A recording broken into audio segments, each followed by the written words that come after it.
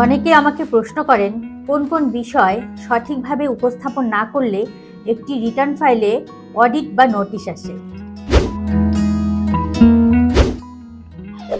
দর্শক, এটি আসলেই এখন খুব গুরুত্বপূর্ণ একটি বিষয়।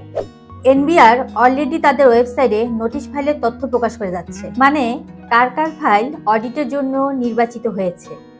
আমরা নিজেদের আয় ব্যয় নিজেরাই ডিক্লেয়ার করি, এটাই হচ্ছে স্বনির্ধারণ পদ্ধতি।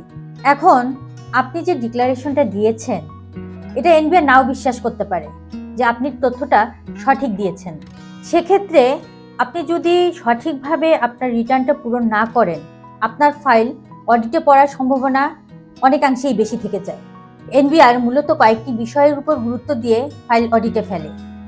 প্রথমত হচ্ছে যে আপনি আয় গোপন করেছেন কিনা, বা আপনি সম্পদ গোপন করেছেন কিনা।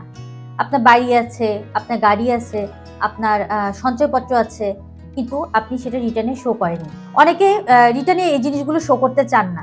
তারা মনে করেন যে এগুলো শো করলে হয়তো ট্যাক্স বেশি আসবে, কিন্তু আসলে বিষয়টা এটা না।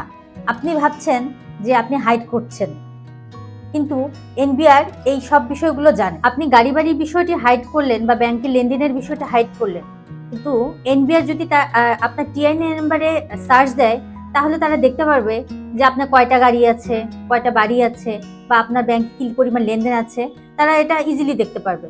সো এখানে আসলে হাইড করার কিছু নাই। ব্যাংকিং লেনদেনে সামঞ্জস্য না থাকা, বা গত বছরের রিটার্নের সাথে এবছরের রিটার্নের কোনো সামঞ্জস্যতা না থাকা, আপনার পারিবারিক ব্যয় কম দেখানো। বর্তমানে ঢাকা শহরে থাকতে গেলে তার খরচটা অনেক বেশি হয়ে যায়। তো আপনি দেখালেন যে আপনার পারিবারিক ব্যয় 2 লাখ টাকা, যেটা বর্তমান সময়ের সাথে সামঞ্জস্যপূর্ণ না।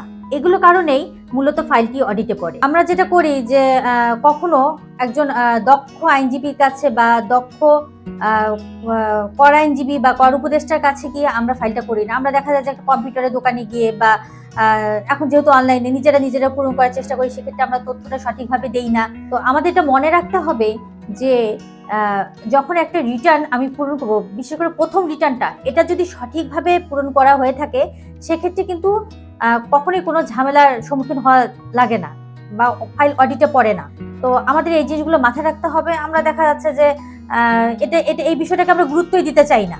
আমরা মনে করি যে না, কি এমন হবে, হ্যাঁ। কিন্তু আসলে এই বিষয়টা যখন আসলে মানুষ বিপদে পড়ে, তখন মনে করে যে না, আমাকে এখন একটা উকিলের কাছে যাইতে হবে, হ্যাঁ, এটা প্রবলেম সলভ করতে হবে। তো এই শুরুটা যদি আমরা রিটার্ন যখন থেকে আমরা জমা দিব, শুরু রিটার্নটা সেখান থেকে করি, তাহলে এই প্রবলেমগুলো আসলে ফেস করতে হয় না।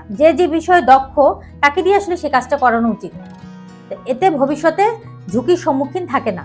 সুতরাং আপনার একজন দক্ষ আইনজীবীর মাধ্যমে রিটার্নটা পূরণ করুন, যাতে ভবিষ্যতে কোনো ঝামেলা পোহাইতে না হয়। কারণ ফাইল অডিটে পড়লে সেক্ষেত্রে আসলে অনেক হ্যাসেল হইতে হয়, হ্যাঁ, এক্ষেত্রে জরিমানাও আসে। তো এই বিষয়গুলো মাথায় রেখে আসলে প্রথম রিটার্নটা সুন্দর করে পূরণ করা উচিত, যাতে ভবিষ্যতে এ ধরনের ঝামেলা এড়িয়ে যাওয়া যায়।